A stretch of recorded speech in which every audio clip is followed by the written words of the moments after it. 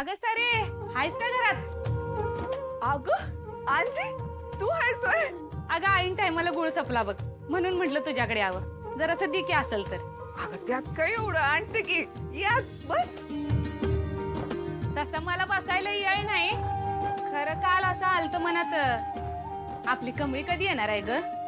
नाही म्हटलं तरी वरीच झालं बघ पोरीला जाऊन म्हणून म्हटलं तुला विचारावं. येईल ग आता तिचा निकाल लागल ना तेव्हा येईल ती 10-12 दिवसासाठी.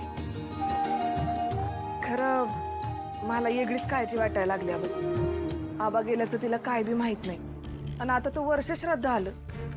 ती आली आणि तिला समजलं तर काय होईल ग? आबा जाऊन बी आता वरीस व्हायला आलं. सरे अगं मी काय म्हणते तिच्या वयाच्या बरोबरच्या पोरींची लग्न बी झाली बघ. असं किती दिवस घरात बसून ठेवणार आहेस तिला? लग्नाचा बार उडवून टाक नाहीतर बाई तुला माहित नाही शहरात पोरं पोरी एकत्र शिकत्यात मैत्री बित्री करत्यात. कुणाच्या नादा बिदाला लागली तर काय करणार आहेस? नाही रे माझी कमळी तशी नाही. अगं होय आपला आपल्या कमळीवर विश्वास आहे खरं पोरांचं कुणी सांगायचं? कुणीतरी फूस लावून थेट लग्न करून घरात आणलं तर काय करणार आहेस?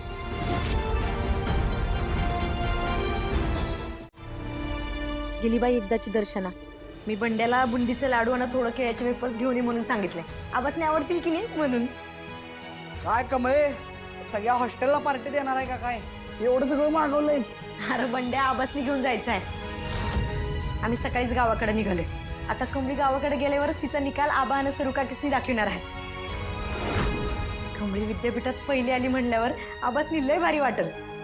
अरे मला तर कवा जातोय आणि आबांना कडकडून मिठी मारतोय असं झालंय बघ.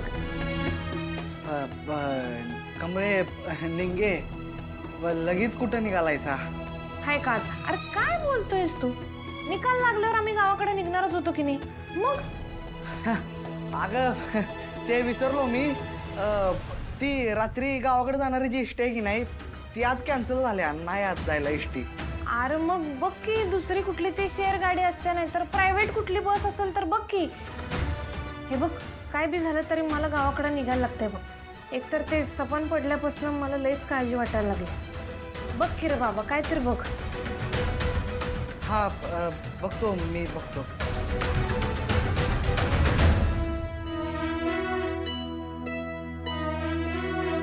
कमळे हे घे हे ठेव. आबा उद्या हे बघून लई खुश होतील ग.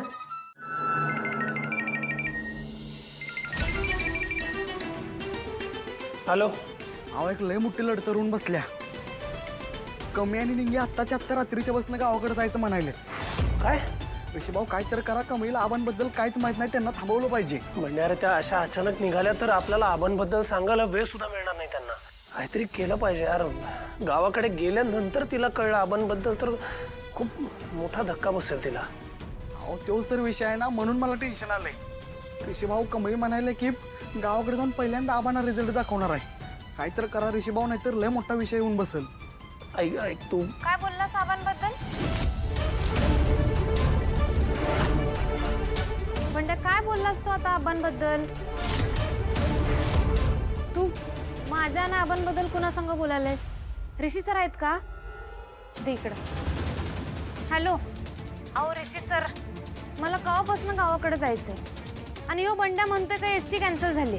मी म्हणजे एक दोन दिवसांनी म्हणजे परवाचं वगैरे बसचं तिकीट बघतो अरेंज होत आहे का कळवतो तुला. हां ठीक आहे. तुला सुट्टी असती तर गेलो असतो की नाही ती गबी. हा बरोबर आहे. आणि मी काय म्हणते ऋषीला आवडत असेल कमळी पण नयनताराला आवडते का? नाही ना. अगं नयनतारा त्या कमळीचा प्रचंड तिरस्कार करते. प्रचंड. अगं ते आधी होतं आता ती फर्स्ट आली आहे. हु नोस त्या तारापाराने तिला ऍक्सेप्ट केलं तर मी काय करू? अगं असं काहीच नाही होणार आहे तुला कळतंय का? ओके आणि असं झालंच ना तर आपण आहोत ना नयनताराला भडकवायला. आपण मला आठवलं ही ग्रॅनी आजी आता कुठे आहे? कुठे ती एका मिशनवर गेली. मिशन? तिच्या मिशनवर गेली आहे ते पूर्ण झालंय की नाही? पूर्ण झालंच असणार. ते मिशन पूर्ण व्हायलाच हवं. बोला नेमकं काय झालं होतं? मोठ्या साहेबांनी सांगितलं म्हणून मी त्यांना घेऊन फिरायला घेऊन गेलो होतो. अरे मग अन्नपूर्णा मॅडमला का नाही सांगितलंस? मॅडम झोपल्या होत्या. मी त्यांना आवाज दिला पण त्या उठल्याच नाहीत. पुढे काय झालं? अपघात कसा झाला? मी साहेबांना घेऊन रस्त्याच्या कडेने चाललो होतो. तिथे उतार होता. मी साहेबांना पाणी आणण्यासाठी गेलो आणि अचानक व्हीलचेअर उतारावरून पुढे गेली. मी पकडायला धावलो पण तेवढ्यात अचानक गाडीने धडक दिली.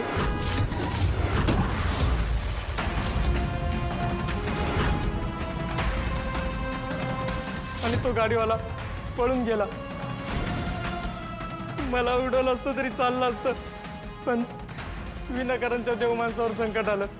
अरे मग फोन करून सांगितलं का नाहीस? साहेब माझ्याकडे फोन नाहीये. इथे हॉस्पिटलमध्ये आल्यावर इथूनच फोन केला. तू दिलेल्या माहितीवरून त्या गाडीचा शोध घेतो आम्ही. डॉक्टर कसे ते बरे आहेत ना?